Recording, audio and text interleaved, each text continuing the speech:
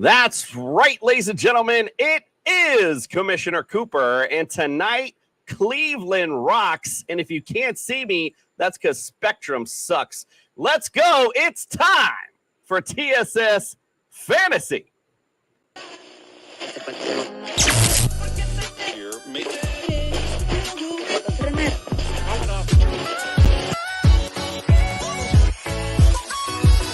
Yeah! It worked for The Rock, and it's going to work for me.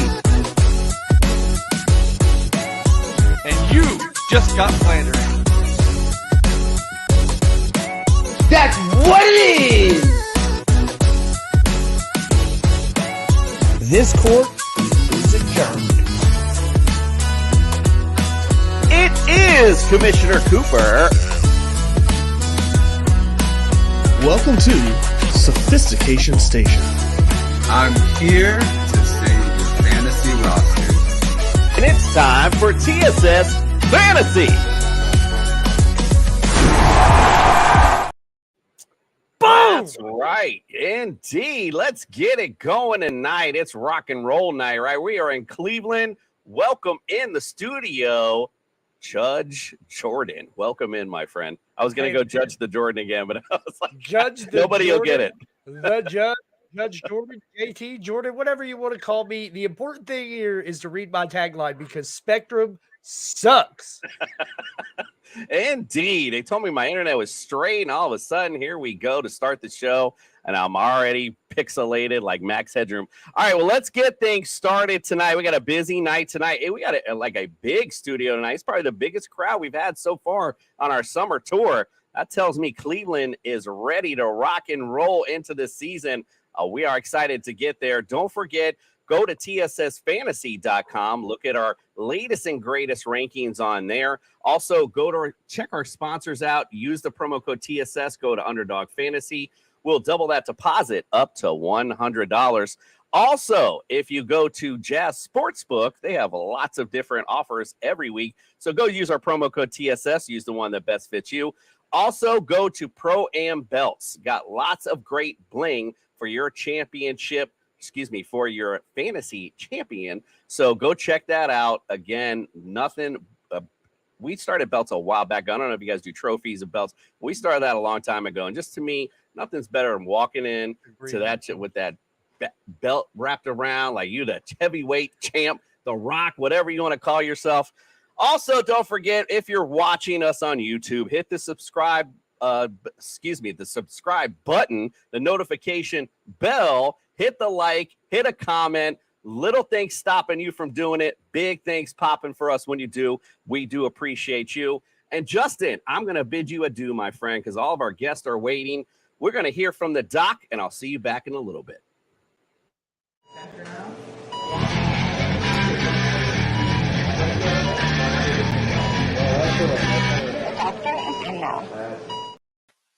The doctor is in. Get the dog pound out because we are in Cleveland. They rock tonight. We got the doc in. What's on the house call, my friend? We'll begin with Elijah Moore. His rookie season was cut short at 11 games due to that quad injury, but he bounced back last season, at least to play, appearing in 16 games. And incidentally, he missed that 17th game because he was held out, not because of injury. So he could have gone 17 games. But he scored only a total of 88 points in those games, right? So not the best fantasy performance. He's hoping for new life in Cleveland, where it's reported he's one of Deshaun Watson's favorite targets. For Moore, we're going to go 40% of the bench.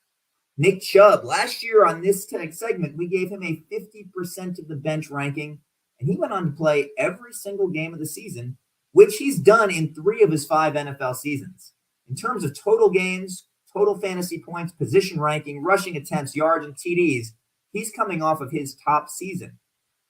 But I said last year, and it's still true, after that gruesome PCL, MCL, LCL injury in college, pretty much a knee dislocation, it is super impressive he is back performing where he is. Ton of respect for Nick Chubb. The commissioner has him at number 3 overall. I think that's a great choice. We're going 20% of the bench for your boy Nick Chubb. And lastly, Amari Cooper in 8 seasons only missed 5 games. And last year was a bit of a resurgence, tying his career high in targets, setting a new career high in touchdowns. Despite being 29 years old, he might still have something left in the tank. We're going to go 10% for Amari Cooper. I like it. Hanging with Mr. Cooper. I love it. All right, Doc, we appreciate you. We'll see you tomorrow for the Cincinnati Bengals. All righty. Yes, indeed. And by the way, Fourth and Flex checking in. He wants to know. We're going to ask our guests here in a minute because honestly, who am I to judge? Fourth and Flex, appreciate you checking in. He wants to know who's taking the Brownies to the Super Bowl. We're about to find out because we got lots of guests to bring in. Let's bring in our Browns guests. Let's do it. Our next stop on our summer tour, we get ready to rock in Cleveland. We welcome in the Cleveland Browns.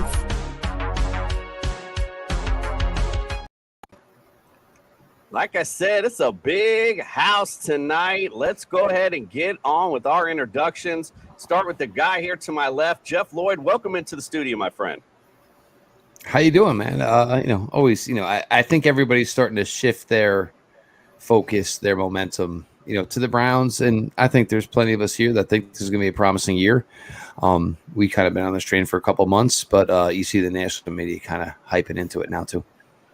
Awesome. Yes, sir. We're like I said, the momentum is building for this team. You certainly can feel it. Jacob, welcome into the studio, my friend.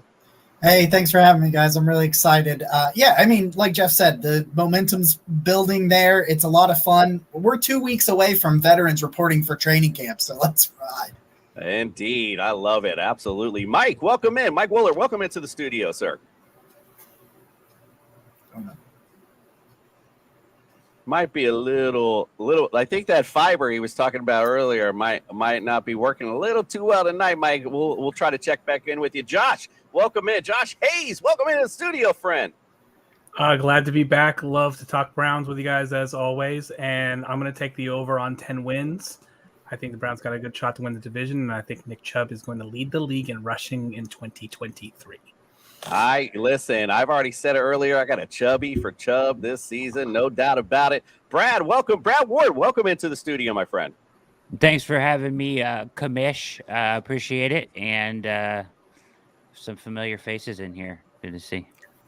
Absolutely. And we got a Frank Garrett. Welcome in. I hear you just popping into the studio. Welcome into the studio, my friend. Hey, man, this is a family reunion. Look at this, man. I got Jeff. I got Brad. What's up? Josh, how you doing? Jacob, how you doing? Listen, this is beautiful, man. I haven't talked to these guys in like 3 or 4 weeks, but I'm excited to be here talking to Browns. Hey, man, I'm glad we can provide the platform to get you guys fired up for the season. I'm getting a little fired up myself. Now, I hate to start us off on a bad note, but we got to talk about last season, right? Let's just bring it up. Browns went 7-10 last year, respectable, 4th in the AFC North. Let's talk about your offense. Points per game, you guys were 17th, 21.2. Yards per game, 14th overall, 349.1.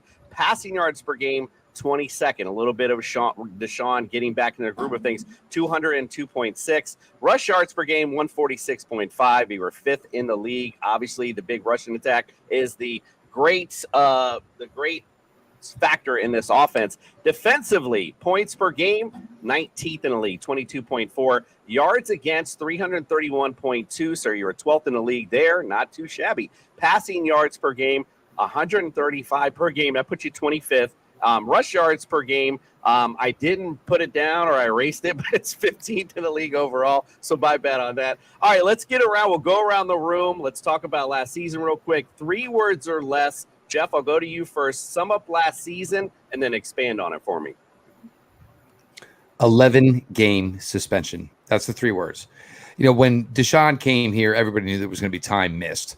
And when the first thought of it was 6 games, it was like, okay, all right. And Jacoby Brissett, to his credit, and he probably played well enough that they could have survived the first 11 games. But once it became 11 games, and then there was that weird transition where you knew Deshaun was coming back, you had no choice. You had this major investment in him, and he was now the quarterback of your franchise. But guys had just spent 3.5 months getting to know Jacoby Brissett, getting familiar with Jacoby Brissett. The defense obviously was a big, big letdown in all of 2022.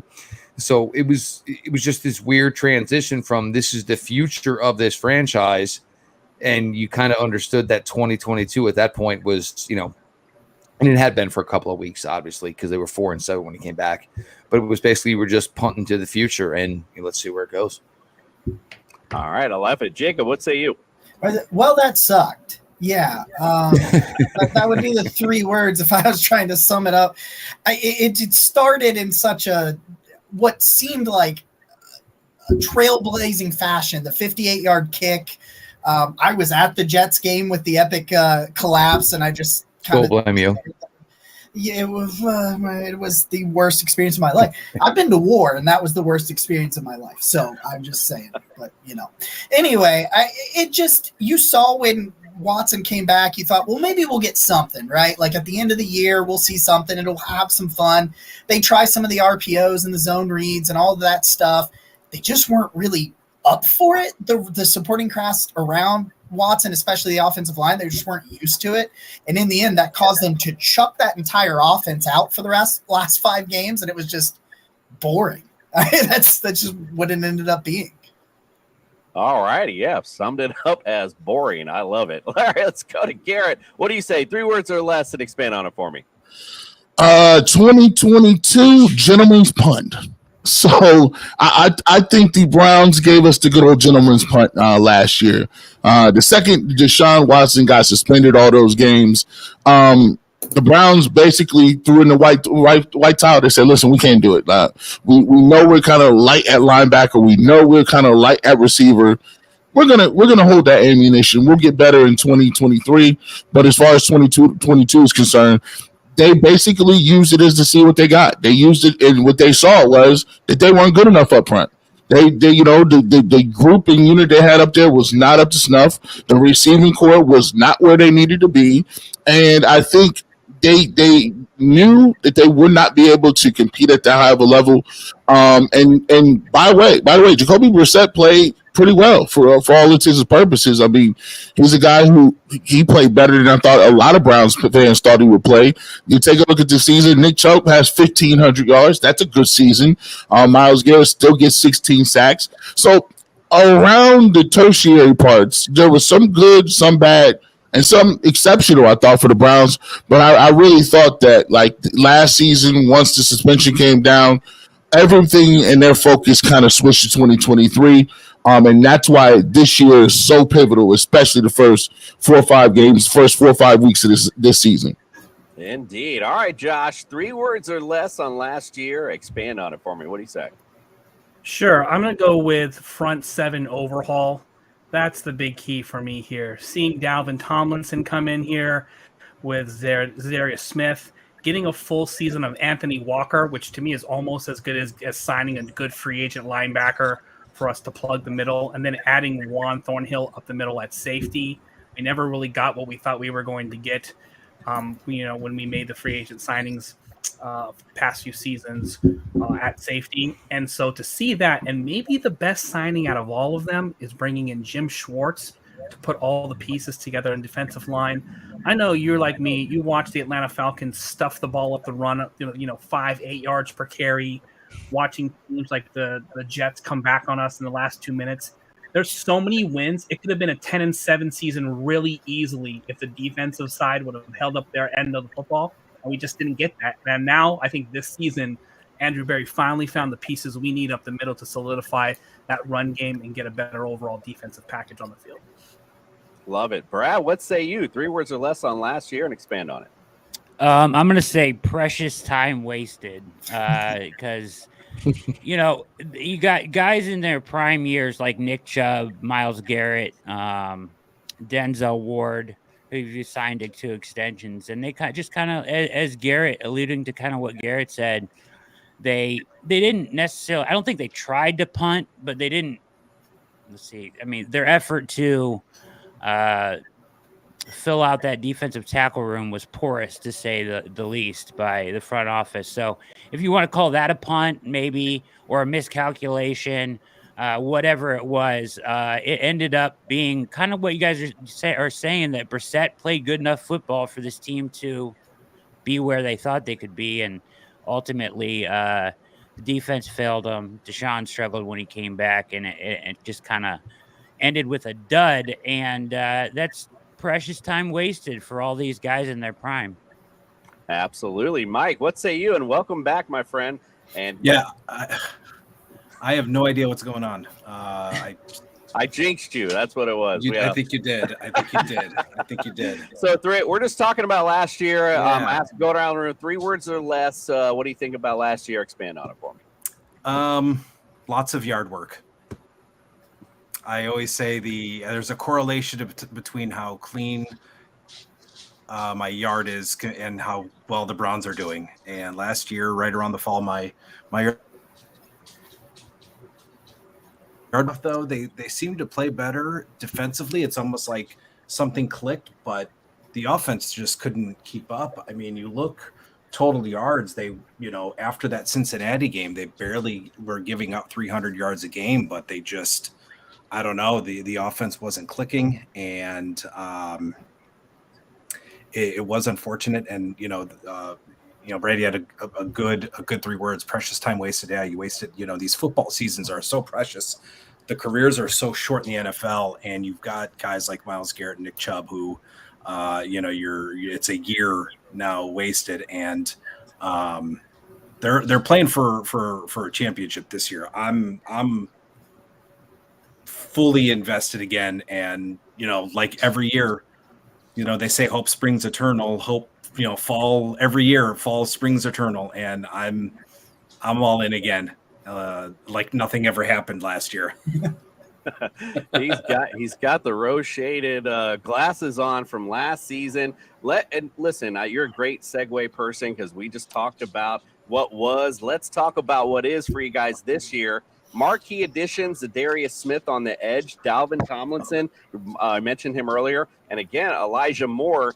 We talked about him earlier in that trade. That's also a great addition for you guys as well. Jacoby Brissett gone, so you lose the veteran backup for now for Deshaun. Taven Bryan, that's one of the interior linemen that you lost, and the Ernest Johnson running back. I just thought he's due a mention because he played well in little spurts for you guys.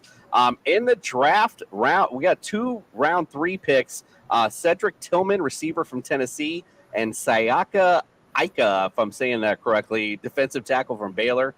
DeJuan Jones, offensive tackle from Ohio State in round 4. Also Isaiah McGuire, edge rusher from Missouri.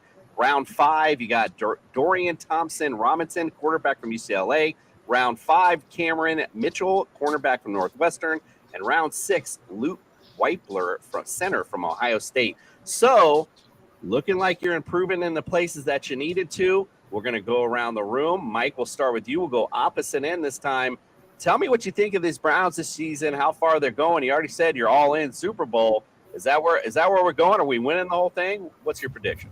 I don't know. Well, I mean, unfortunately, we play in a conference with Patrick Mahomes, so it's like it's like we get to a point like, all right, well, we're going to be good, and then something always happens. Like it was the Browns with John Elway, and it was the Cavs. We had the Bulls with Michael Jordan. It's like, can we overcome? And then again, the Cavs with Stephen Curry. It's like, can we overcome and just like not have these once in a generation players standing in our way for once? But as someone who kind of focuses on the defensive side of the ball, I love what they've done with the defense. I love Zadarius Smith and how they got him for cheap. I think it's going to be a really good addition. Myles Garrett finally has kind of like that Robin cohort, and that's almost not fair to call Zadarius Smith Robin because he puts up elite pressure metrics when it comes to a pressure rate, when it comes to a win rate. He's getting to the quarterback pretty consistently.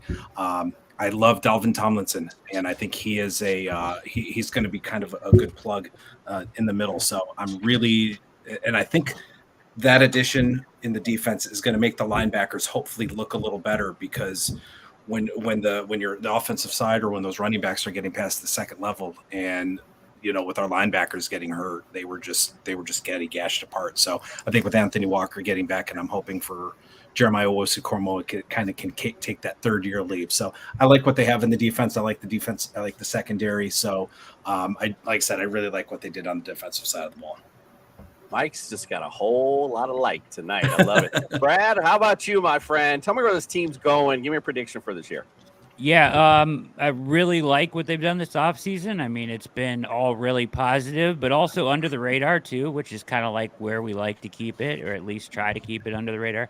It's kind of squeaking out a little bit, some trendy picks here and there on the Browns, but they do better when they're not in the high expectations from the national media. So it's been relatively quiet, which is good, but they've done a lot as far as they added a lot to the defense, as what Mike just said, and they added some weapons on offense. I think, like, with the addition of Jim Schwartz as their defensive coordinator, along with the personnel they added and the weapons on offense and the change we expect to see on offense, there's a good chance that like the defense gets really hot late in the year because they certainly have the talent, and Watson kind of turns into form late in the year, really gets it hot late in the year, and they could be a really scary team to play late in the season and in the postseason. So I've got them at 11-6, actually. That's about right. All right, not too shabby. Josh, what say you, my friend?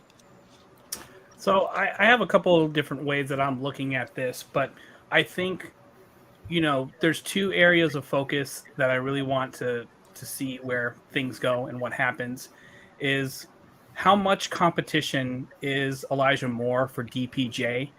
Because if you look at things historically, most teams can only feed 2 mouths at wide receiver. Even the greatest quarterbacks in the world, Patrick Mahomes, you think of their third wide receiver, Josh Allen, those guys are only relevant in spots, a few games here and there. So somebody has to win, and somebody has to be the mainline producer to take heat off Amari Cooper and maybe provide like that deep threat. Browns fans have been screaming for everybody from Will Fuller to DeAndre Hopkins to everybody to just provide that deep threat. And even we're like willing to sort of celebrate Marquise Goodwin as maybe that field stretcher guy.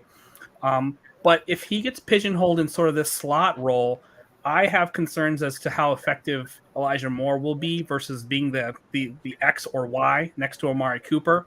Because if you look at the slot usage percentage for Kevin Stefanski, that's not a thing really that they utilize quite a bit. That's where David Njoku lives, for the most part. And they push the ball down the field or they run the football, but they don't play a lot of intermediate move to chains type of football. And Deshaun Watson isn't really that type of quarterback either.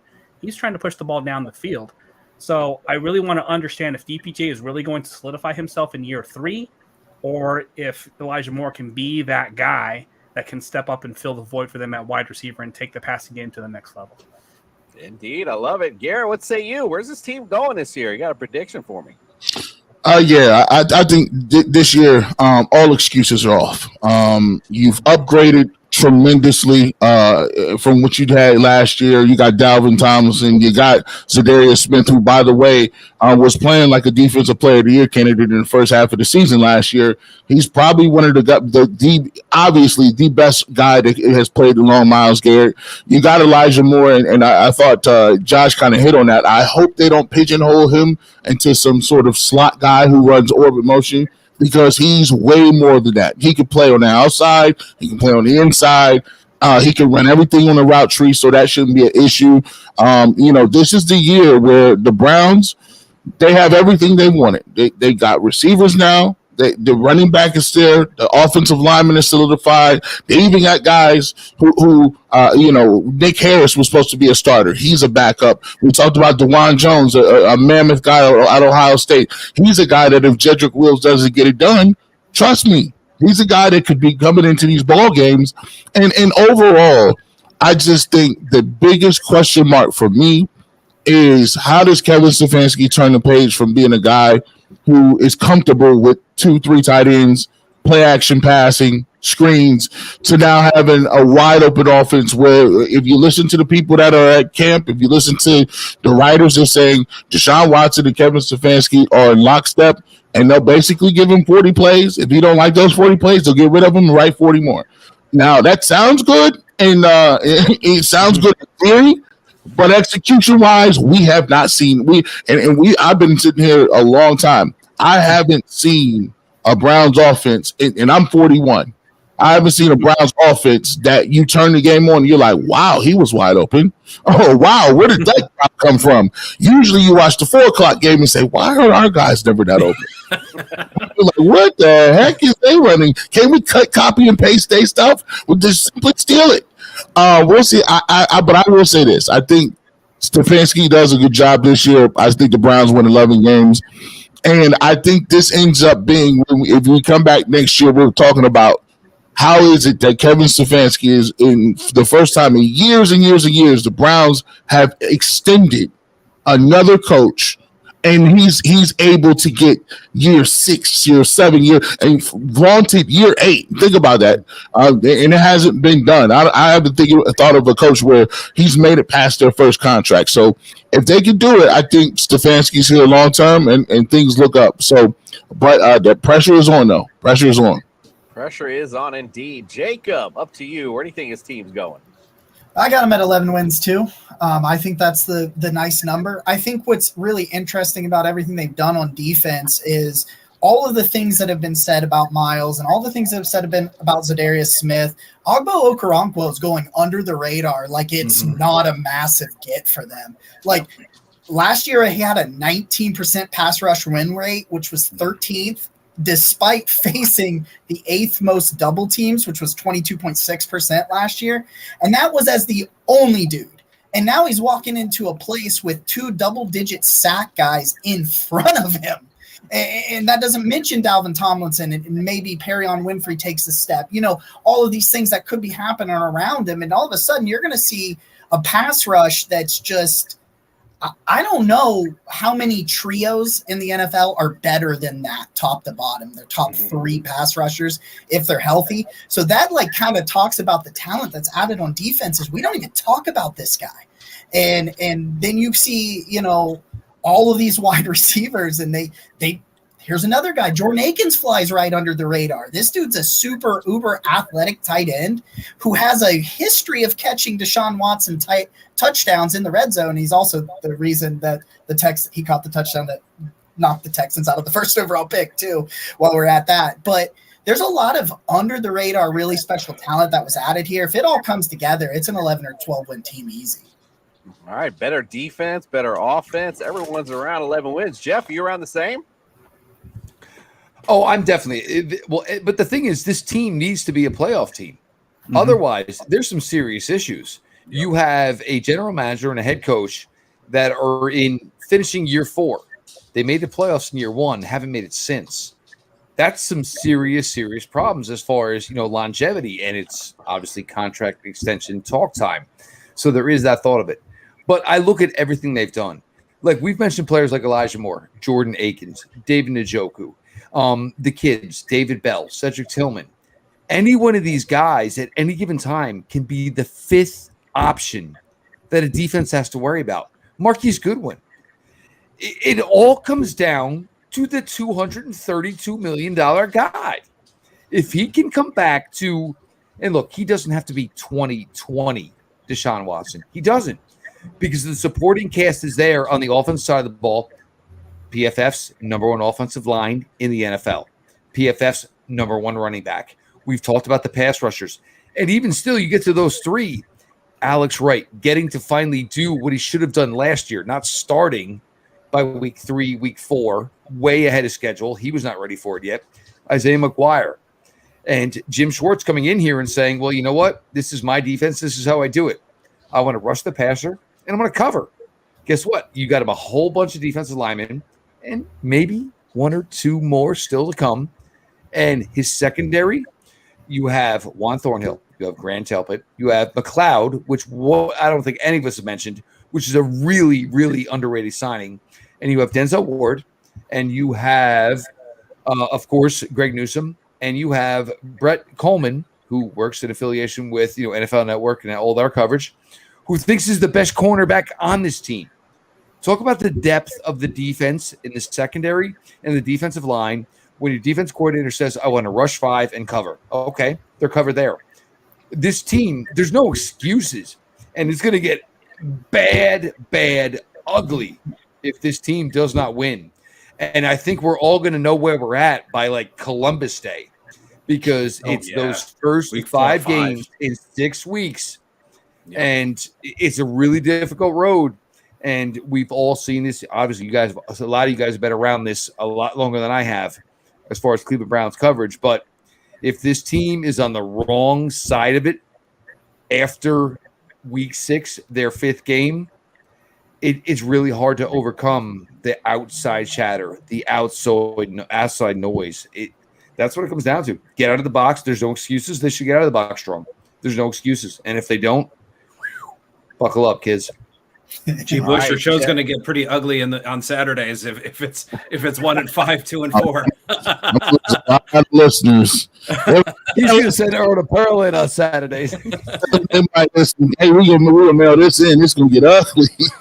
Hey, well, everyone got a little serious. We got a little fired up. Now let's have a little fun now, right? All right. So aesthetically for me, this works as with Garrett, Josh, and Mike on one team.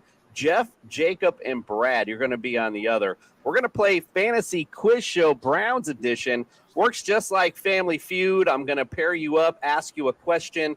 Whoever shouts out the answer that's the highest will win it for their team. You guys will get a chance to close out the questions. You'll get 3 strikes, of course, as you get wrong. If you get to the 3 strikes, the other team will get a chance to steal. Pretty self-explanatory. It'll be fun. At least get your I hope I don't have your Browns fan card in my pocket after this. It's time for the Fantasy Quiz Show. There seems to be no sign of intelligence. It's the Fantasy Quiz Show.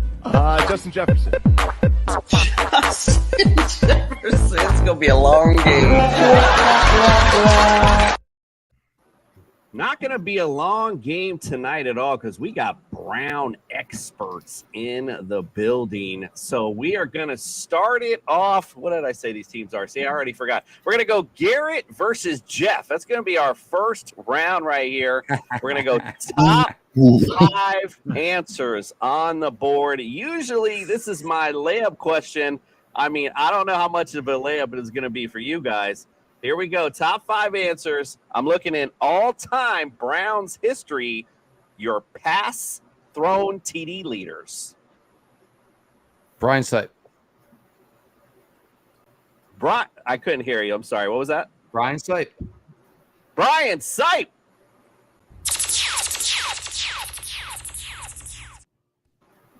Brian Sipe is on the list. He is number 2 at 154. So good job there. Garrett, I'll give you a chance to steal it for your team if you can name the number 1 guy on the list. Is it Bernie Kosar? Bernie Kosar. He is on the list, my friend, but he is actually number 4 with 116. Jeff, you guys have control. Jacob, we'll go to you next. What you got? Oh, this feels like a lot of pressure. That's because it is. It's like those weren't the only 2 answers I had. No, Otto Graham. Otto Graham. And that's your numero uno there. He is at number 1, 174. So you got number 1, number 2, and number 4. You're missing number 3 and number 5. Brad, can you name them? Oh my God, I don't think I can. Let's see here. Name is escaping me right now. It's definitely not Manziel. It's not. It's can I ask for help from my team if I say stuff? Number 1 overall pick, coming back 99. Couch. Kentucky. Couch. Tim Couch. Tim Couch. I think we might have.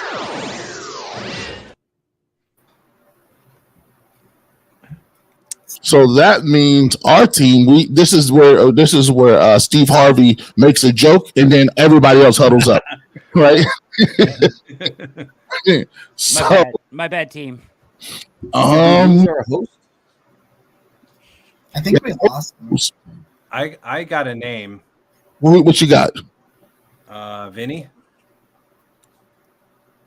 So what was your answer? I was gonna say Vinny. Okay. Testaverde.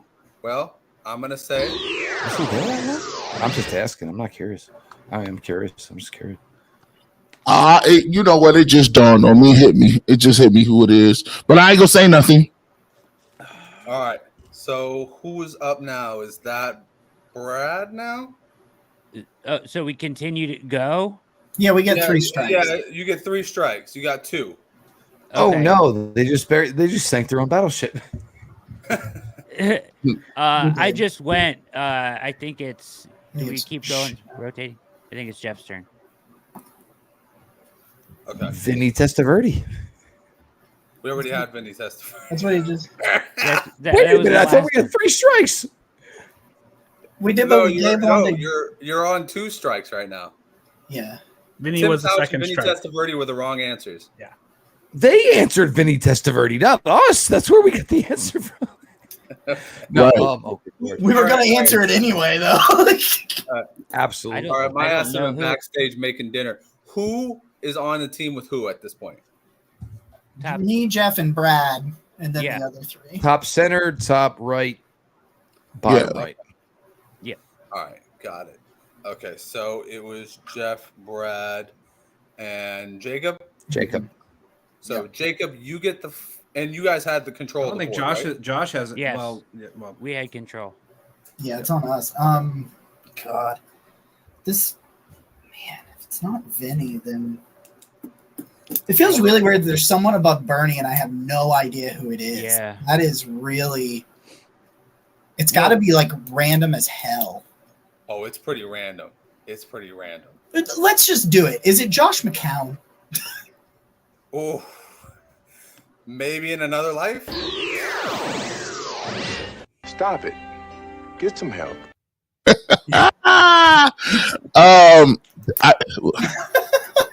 This may be now. This is all time. So I'm just gonna do it real quick. Garrett, Josh, Mike, you all get it. It's one get to answer, discuss, so you get right? to culminate and think amongst each other because you get one answer on this Okay. one. So you have Otto Graham, you have Brian Sipe, you have Bernie Kosar. You're looking for number 3 and number 5. This may sound crazy. Is one of them Derek Anderson, and is one of them Baker? That's what I think. I think I'm- Derek. Ooh. which one are you gonna go you know what? five? I'm not gonna go Derek because I think Derek only had He only had 1 year. He only had maybe 1 or 2. Didn't have many. I'm gonna side with. This isn't an impressive list, though, guys. No, it's not. You didn't need I'm 5 gonna- years. So I guess we can throw Baker out and then back our way into it because we might. Could number 3? I think be Kelly Baker's in. Holcomb? I think it's. All right, I think guys. in between those 2. That I would was go the Baker. I name. need an answer. Give it to me. Is it gonna be Baker? Is it gonna be Derek? Is it gonna be somebody else? We're gonna go with Baker. I think Go with Baker's Baker. 5. Excellent choice. Yep.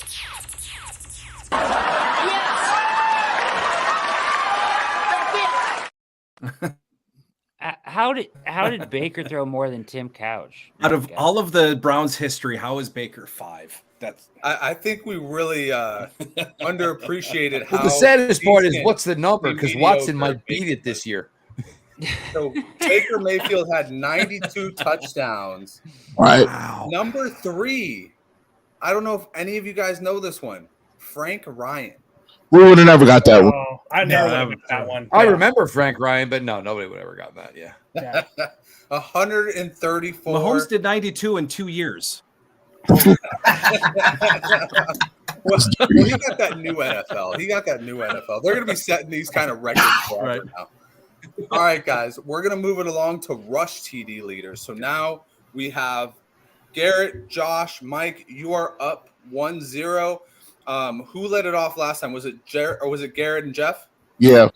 Okay, so we're going to bounce it out. Backstage. Thank you. We're gonna go with Josh and Jacob with this one. I'm looking for all-time rush TD leaders. Jim Brown. Browns history. Who said that one? All right. I think that you know that you're right. Jim Brown with 100 and. All right, that was number 1. So Jacob, Brad, Jeff, you got the board. Brad, it's going to you. I'm texting someone. I promise I'm not cheating if you see me on my phone. I just throw that out there. Just Liar. throw it. Sure, Jay, sure. If you pull this one out, we're going to be still suspect on that.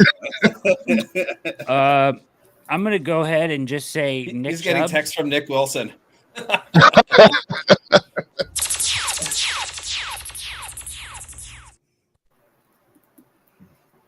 So that's 2.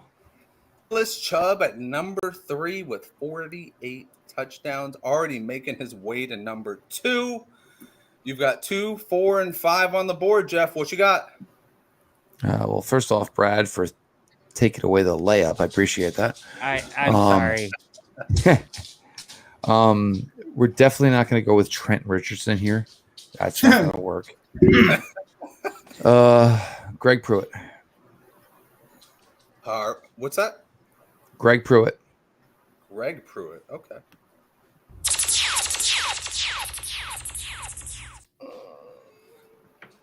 So I actually have on here a Mike Pruitt. I don't imagine there was too many Pruitts out there, so maybe it was just a 44.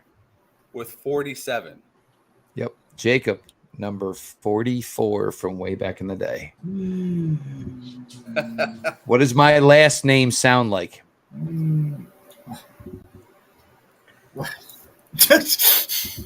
Now can you guys see me or hear me? When you Jeff, say your Jeff last name Floyd, sounds like what do you Floyd, maybe like think of? Cliff Floyd. Or maybe when it was used as a first name. And somebody was kind of Oh, I am I was going to say, listen, we got 3 strikes, so it'll get back to you. So I'll just say Ernest Biner. Ernest Meyer. Ernest Biner. There you go. This is the only one I can think of. All right, guys. I was going way back in the day, but I think you're all right with I was going to say 5 left on the board. So how many's left on the board? This is 2 tough. and number 5. 2 or 5. I have faith that Well, there's the guy that Biner played with. There was the guy Yeah. back in the day when you say Jeff Lloyd, who maybe would be a first name, and maybe when you use something to describe somebody who was not very tall. Whose team is it turn to go? We get No, 3 strikes. they get We 3 still got 2 strikes. strikes, G. Don't worry, you guys better be ready because we're gonna blow this. I know this. You got this one. Why I'm don't you gonna give say. him a second strike? I trust that Jeff is gonna get this, but I'm gonna answer Eric Metcalf. Probably not right, but I'm gonna try it. Rushing Eric touchdowns is tough with Metcalf. Eric. Rushing touchdowns.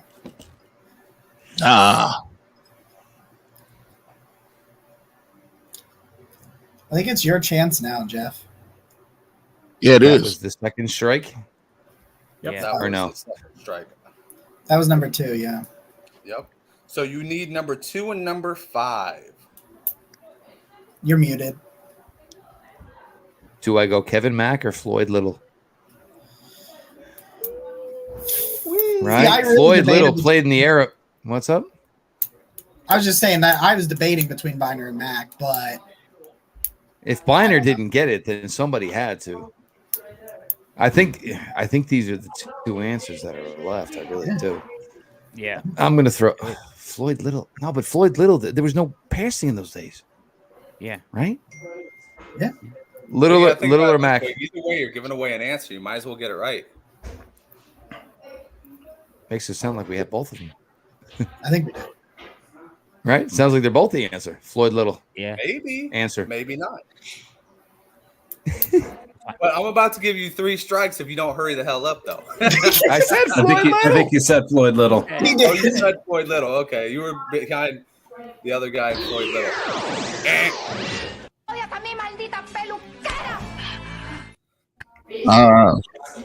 So, guys, we have an opportunity here.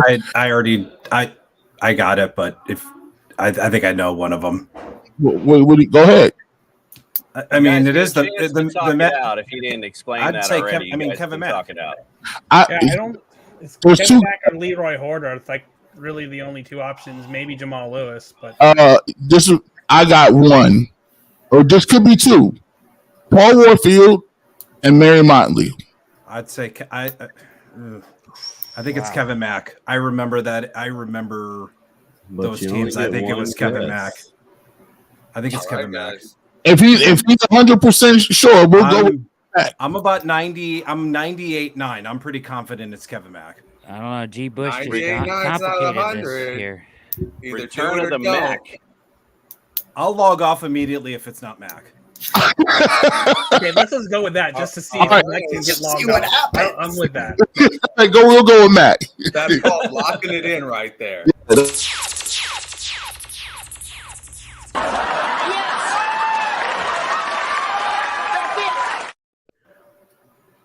Was it Warfield? Who was 2? I thought 2 Number would have been 2 on Leroy Kelly. Yeah, Kelly. Leroy 74. Kelly. Are We you had kidding me? Leroy, we had Horde, but Kelly. Yeah, listen, but we'll take that.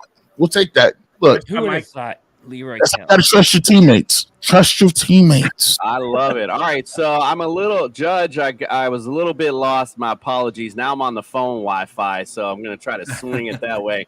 So, who won round 1? I was even out. I missed So it. it's 2-0 to Garrett, Josh, and Mike.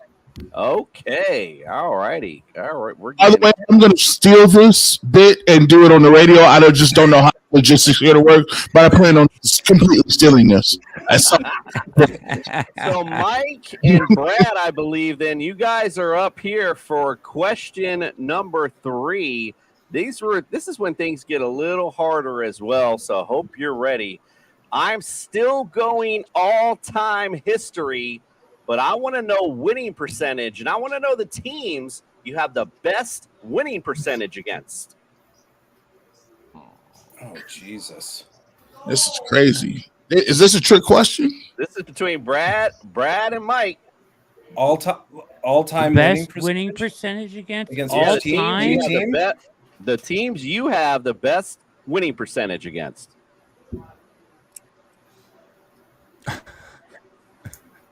This is like a sad question. I mean, there's 32 teams, so let's get started.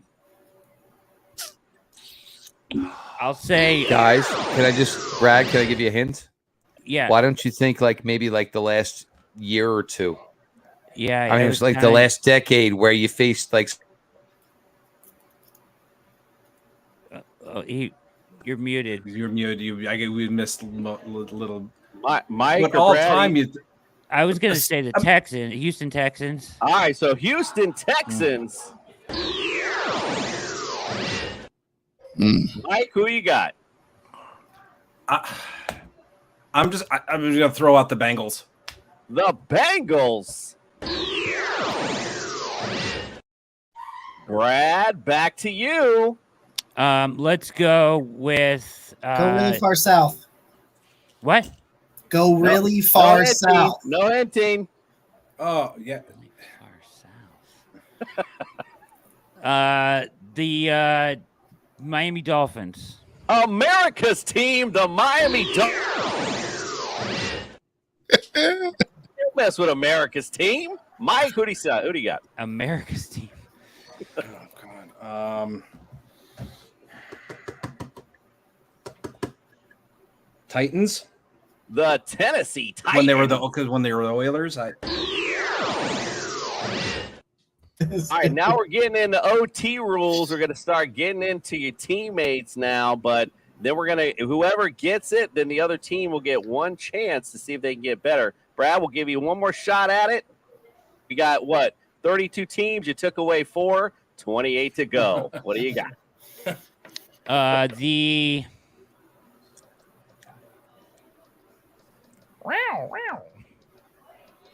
don't know what that is. Can I make a face? Can I make a face? I'm going to say the Washington Commanders football team. The Commanders.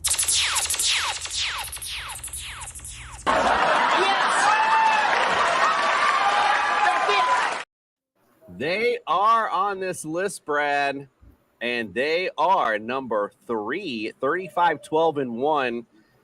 Mike, you get one chance at this now because this is where we're in overtime rule, so you can steal it for your team. You can steal it for your team, and no converting on this one. It says this you convert with your team, not on this time. You got one chance to steal. You got to get number 1 or number 2 on this list to win the game.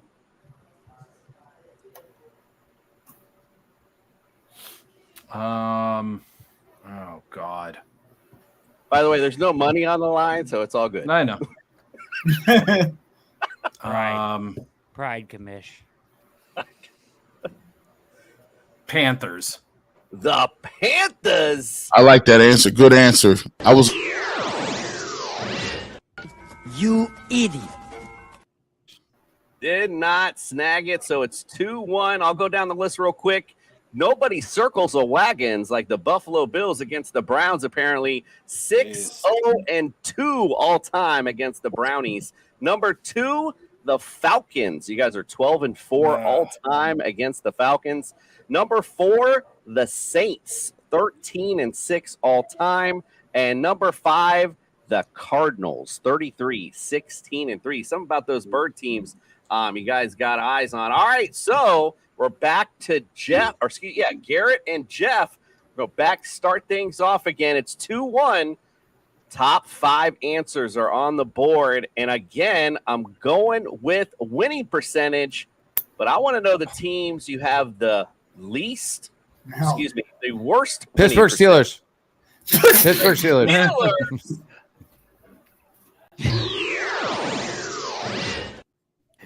It was just the speed that you did it. I'm going to go with the Baltimore Ravens. The Ravens, never more. Garrett off the jump, nailing this one. 13-35. You guys are all time against the Ravens. That makes them number 3 on this list. All right, let's go to your teammates. Good job, Garrett. Josh, what do you got? I'm going to say the San Francisco 49ers. Yeah. 49ers. Good guess. Not on this list, however. Mike, what you got? Let's say the Packers.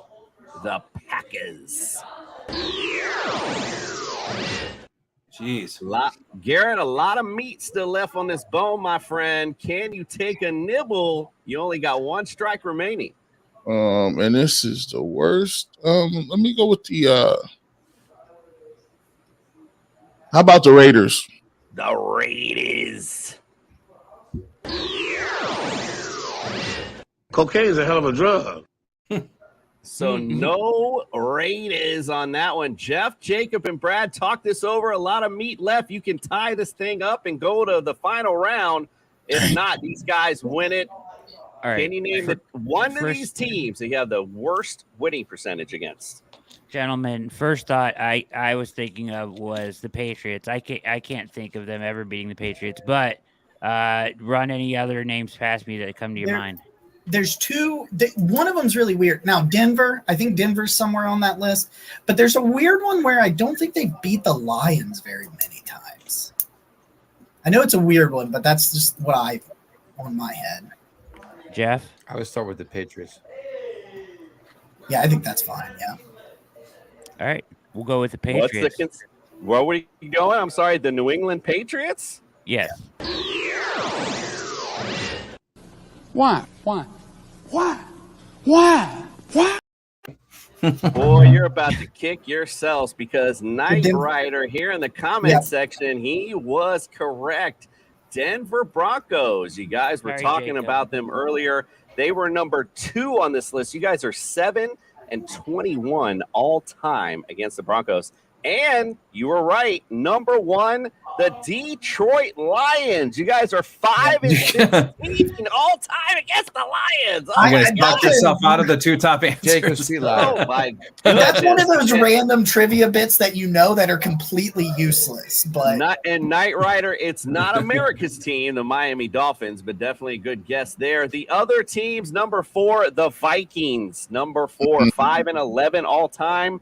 And number 5, the Seahawks, 6-13. No, they were one of the teams I was going back and forth between Packers. I don't know why. Listen, great game tonight, guys. Sorry for the interruption on the internet, but Garrett, Josh, and Mike, you are tonight's winners.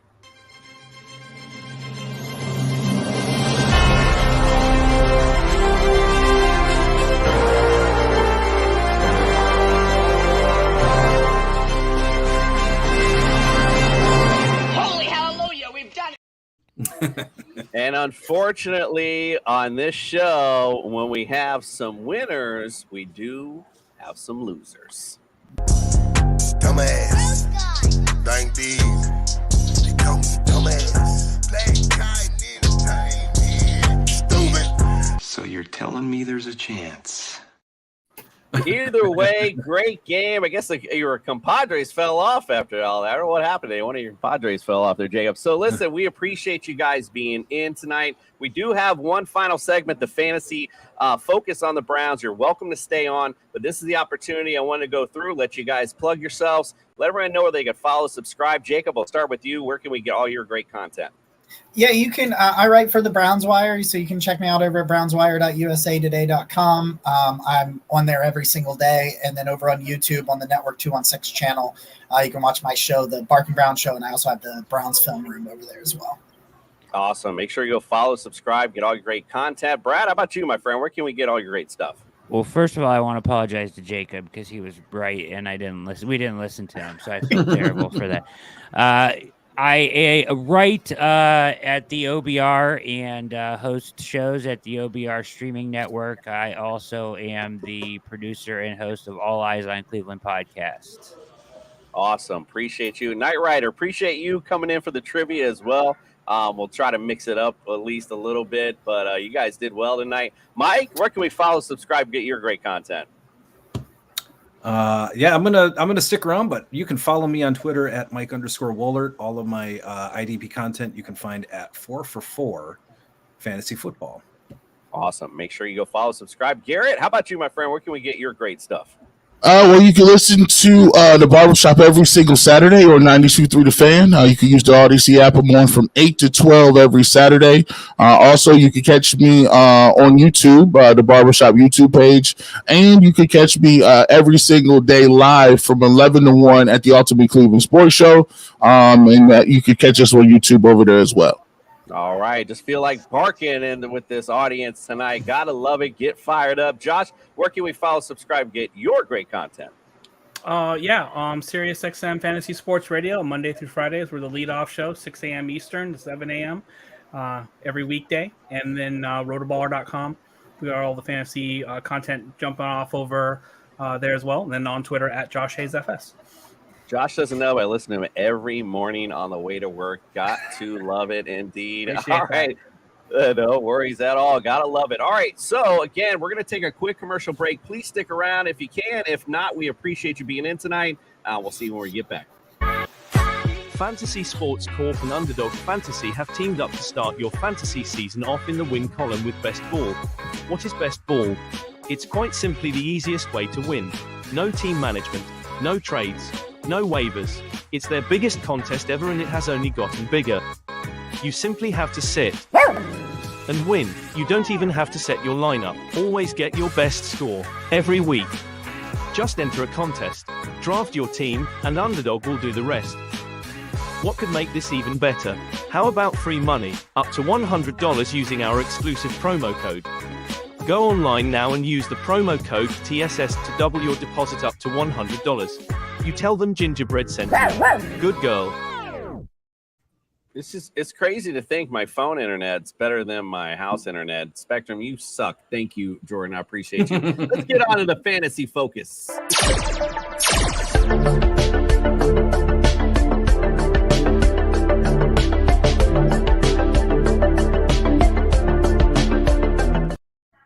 All right, let's get it on and talk about these Brownies. And look, at the end of the day, starting with Deshaun Watson, if anyone heard me last year, I love Deshaun Watson as an athlete. I think he's not too far removed, as Jordan and I were talking prior, as being one of the top tier guys at the QB spot. Do I think he's lost a little? Maybe, but listen, he's got some great weapons. He's got a great line. He's got a great running game. Deshaun Watson's got all the makings of a full season this year and a full fantasy rock star season for you. Right now, I got him QB8. I got zero problems exuding some good confidence into Deshaun this year. Jordan, we'll go to you first. You're backstage. What do you say, my friend? I am absolutely right there with you. I think this is the Deshaun Watson comeback season. I think he was getting up to speed and acclimated with the offense last year. I think this year he takes that step and he emerges back into the player that he was prior to this suspension. I have him at quarterback 9, so one slot lower to you, but it wouldn't shock me at all if he finishes in the top 3 to 5 quarterbacks. 100%. Justin, what say you, sir? I am at QB9. I'm looking at this year as kind of like that, like Jordan was saying, comeback season. He's got tons of weapons around him. He's still going to be able to use his legs.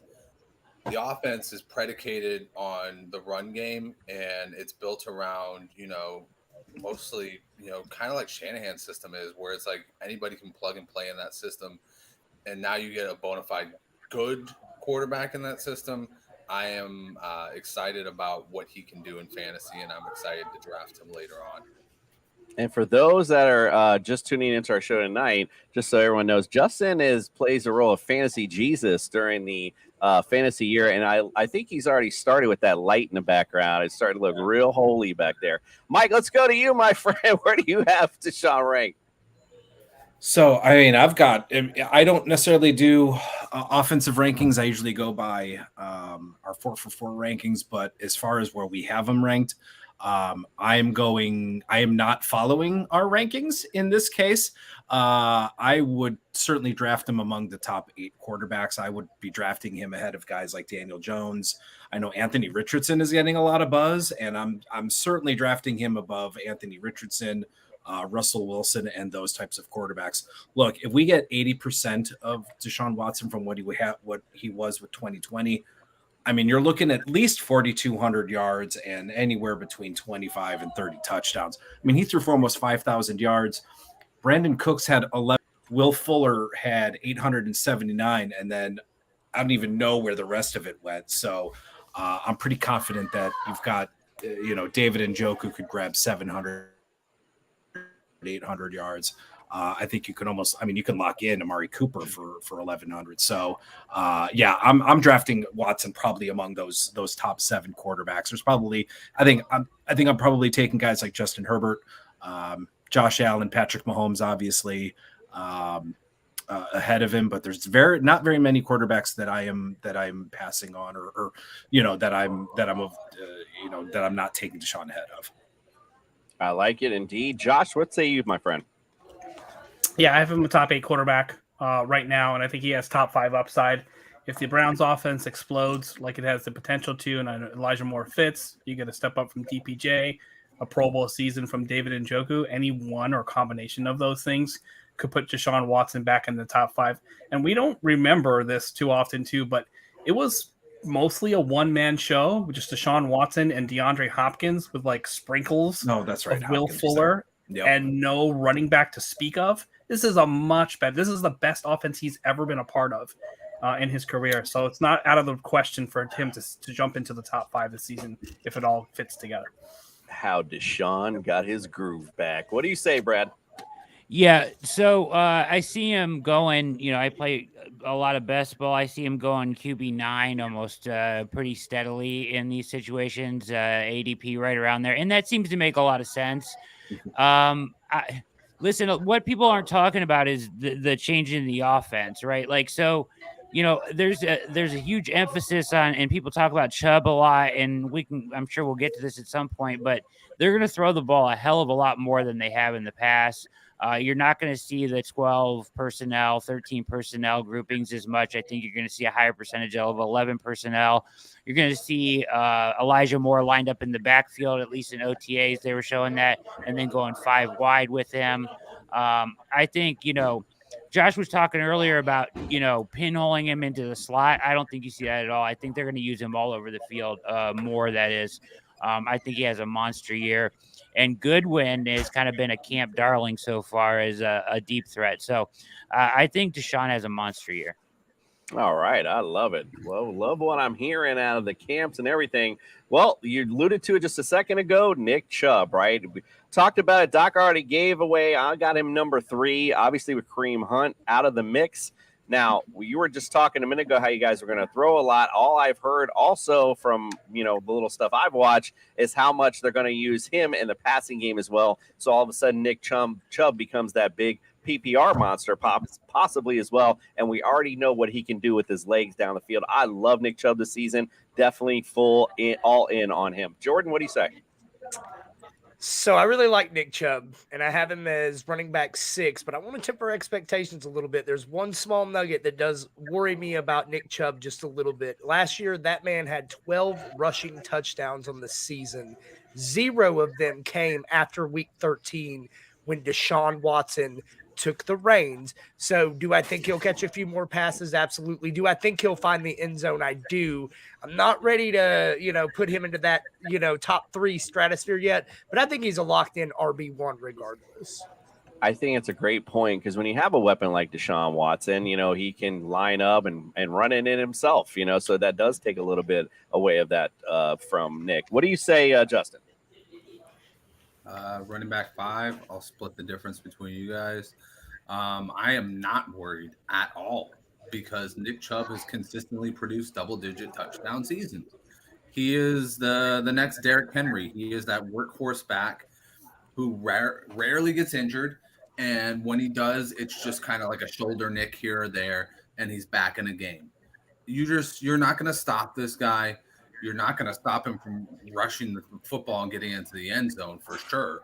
And if you think that, they're going to take away those goal line touches, then you're batshit crazy and you should go get your head examined.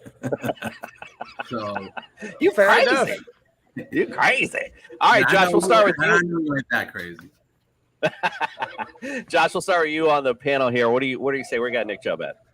So, I think there's like the NFL ranking for running backs, and then there's the fantasy world, and Nick Chubb ends up getting dinged a little bit for not being as involved in the passing game, but Kareem Hunt being off this roster may open that a little bit up for him. So this might be one of his best opportunities to have the best pass catching season he had, depending on how they utilize Jerome Ford.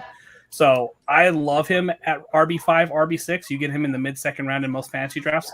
I think it's an absolute steal. I think he has a tremendous opportunity to lead the league in rushing. And even if he doesn't get the passes caught, combining him with that offensive line, in my opinion, is the best combo in football from the running back position. So I think on pure talent and opportunity, it may be like the second best setup that you have in the NFL for a running back to jump into. Maybe San Francisco is the only other opportunity that could be potentially any better. So I'm all in on him. I'll draft him as many times as possible in the second round, and there's upside for him inside the top 5.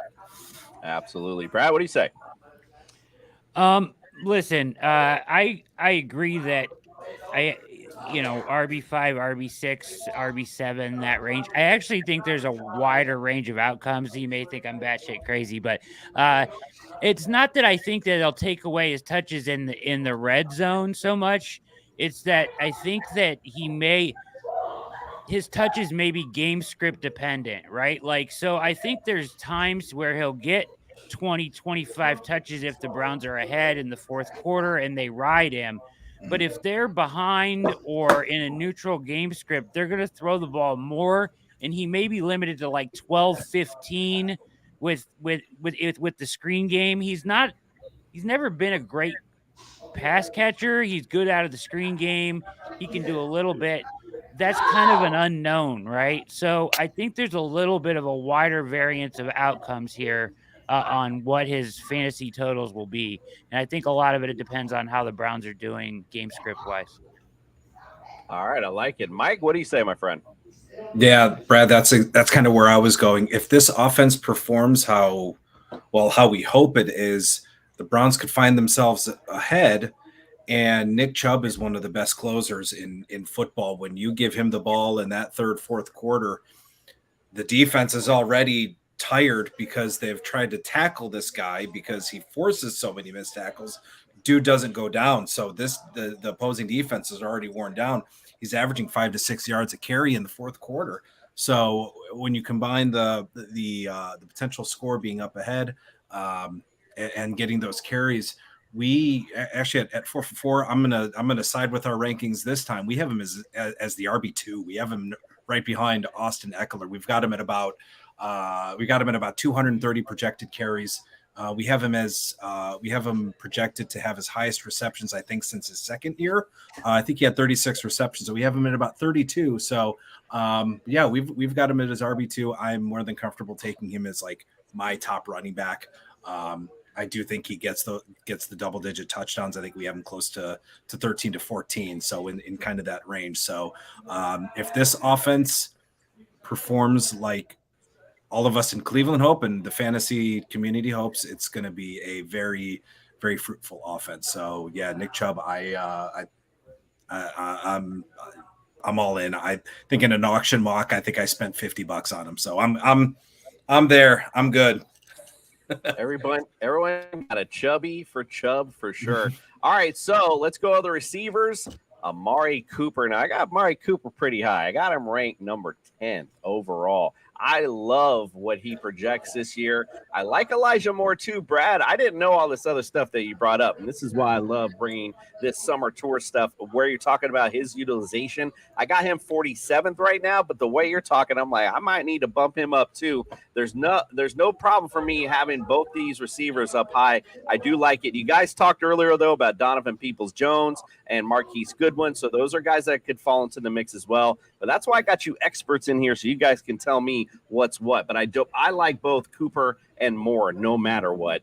Let's go, Jordan. What do you say? So if I was batshit crazy for being one less than Justin on the last one, I'm genuinely scared of this one. So I'm a little bit lower on Amari Cooper. I've got him at 16. I think he's locked in, set it and forget it. He's as good of a wide receiver too as you can ask for, period. Now, where I think I may have Justin freak out a little bit, I've got Elijah Moore sitting at 24. I absolutely loved this kid coming out in his rookie season with the Jets. You saw there was a stretch there where he was the number one wide receiver in the league for like a 5-week stretch. Like the talent is there. I don't really know what the hell happened last year, but I was banging that drum for the Jets wide receiver room last year. I loved Moore and Wilson, and it just never took off for Elijah. I think the change of scenery will do him good. I absolutely think he's the kind of guy that Deshaun Watson will target early and often. I think he's a huge breakout candidate for this season. I love the take, my friend. I mean, think about all those intangibles, and he's pissed off, wants to prove something, and he's got a great QB to do it with. So, yeah, I love it. Justin, what do you say? Yeah, I mean, I don't hate it. I'm not as high. I'm actually really low on Elijah Moore. I'm one of those guys that kind of reads into what teams do with players. I mean, if they're not playing you, that might mean that maybe you're just not that good. And if they trade you away like willy-nilly, even though you were a second-round pick, that might be because you're not that good. Listen, after the first season, I thought Elijah Moore was the bee's knees too. I was drafting him everywhere. And then last year, he was taking a seat for some apparent reason. They never really disclosed it. And then all of a sudden, he's getting traded for absolutely nothing. Now, Amari Cooper, on the other hand, I'll draft him all day long. I got him at 21. I'm not as optimistic as you guys. I think that he kind of sits in that, 20, 21, and maybe up to 15 range. I think he's going to sit there. He's not really ever going to be a wide receiver one this late in his career, but he is very serviceable, and he gets you touchdowns, and he's going to be a reliable target for Deshaun Watson.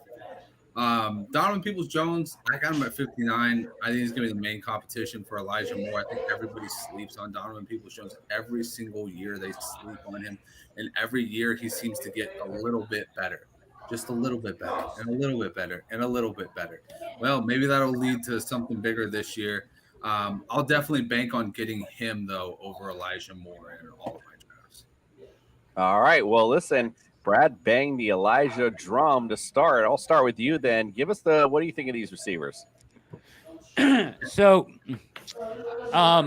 I would say that kind of the story, at least from, diving into it as best I can with Elijah Moore, is that he pretty much was in the doghouse with the coaching because he was disgruntled. There's some playing time discrepancy there. And I don't think it was because he's necessarily a bad player. He certainly is talented enough.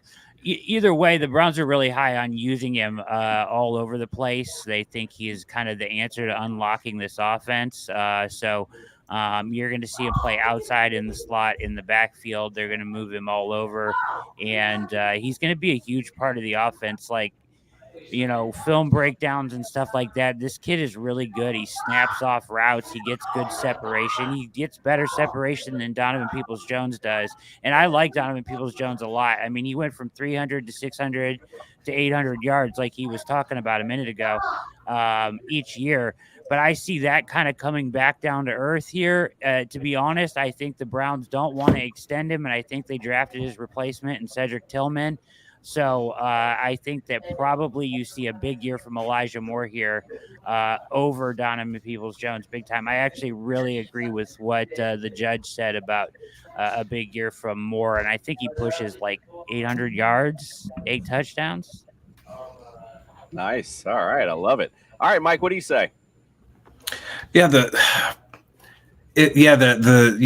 range of outcomes on the 2 and 3 receivers can go really anywhere. I got Cooper. We've got Cooper at 19, so right around 1,000 yards. I think he's probably going to get the most targets, but Moore. I mean, we have him. I think as in the. I think we have him in the 50s. I think he's probably going to be more. Moore will probably have more value in PPR leagues. That's where I see. And Peoples-Jones is a boomer bust type of a guy. He's got the high average depth of target. I'd like to see him hit the end zone a little bit more. That's where I think his breakout potential lies, as being that stretch, the field stretcher. So I think that might be the type of receiver Watson will also throw to. But and I really like David Njoku. I think he kind of came into his own last year. And I think he's going to be that, not a safety net, but I definitely think he's going to be a high target. So I think with Cooper, I think I kind of see in the pecking order, just in the way I see it, I think Cooper is kind of that number 1. I think Njoku is going to be number 2. And then I think it just could go back and forth depending on the week between Moore and Jones. I think Peoples-Jones and Elijah Moore are great best ball targets, but maybe you're going to kind of be pulling your hair in weekly formats where when you're setting your formats, it's like, all right, is this week maybe an Elijah Moore week, or is this week a Donovan Peoples-Jones week? So I think you're going to be pulling your hair a little bit trying to figure out which one to go with. But Peoples-Jones and Elijah Moore are outstanding best ball targets. Nice. I love it. Josh, finish off with the receivers. Yeah, I think Amari Cooper is in line for a big season. I think he could be Pro Bowl caliber, and I have him inside the top 12. I know a lot of other sites aren't necessarily ranking him that high, but if you look at the competition that he's hovering around there, DK Metcalf now has to deal with 3 wide receivers in Jackson Smith and Jigba. Chris Olave may have to deal with a full season of Michael Thomas now here as well. And then everybody else outside the 10 to 12 range, Jalen Waddle, T. Higgins, Devontae Smith, they all have big wide receiver 1s that they have to deal with in terms of splitting, targets, touches, and touchdowns. So I think a full season of Deshaun Watson, if they're on the same page, they really have a chance to elevate. And I just think Elijah Moore is actually more talented than DPJ. I was really high on him, but I'm sort of disappointed in DPJ's contested catch rate. We had a lot of 50-50 balls that he could have came down with and could have won last season. He just didn't make those plays. And those are the difference between high-end wide receiver 2s and then guys that come in to replace you. Also sort of a telling thing, when they trade for your position and they draft your position 2 years in a row, they're sending a message to you, Donovan Peoples-Jones. Okay, you're not giving them enough. So I think they're very hungry to get a big-time wide receiver 2 production-wise, the way that the Bengals have with T. Higgins, in order to compete, and Elijah Moore can be that guy, and I think he's inside the top 40 for me as far as fantasy and rankings go. Absolutely love it. All right, so we're not here all night. Let's combine the tight end D together. So David Njoku, got him at number 10. I've already been all over how much I love this offense, and I love him at the tight end position as well. Great value. Also, you guys talked about, Mike's talking about a number 2 receiver. I mean, so great value nonetheless in a barren wasteland of tight ends. Definitely one you can get at a great value. Browns D, made some upgrades this season. I like what they've done.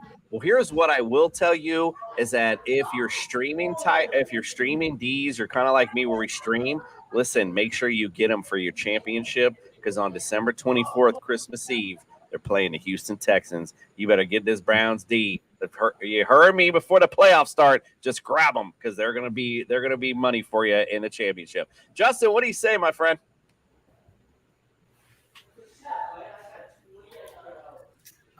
Yeah, I agree with you. I think David Njoku. I agree with Mike because that's why I was pointing at it.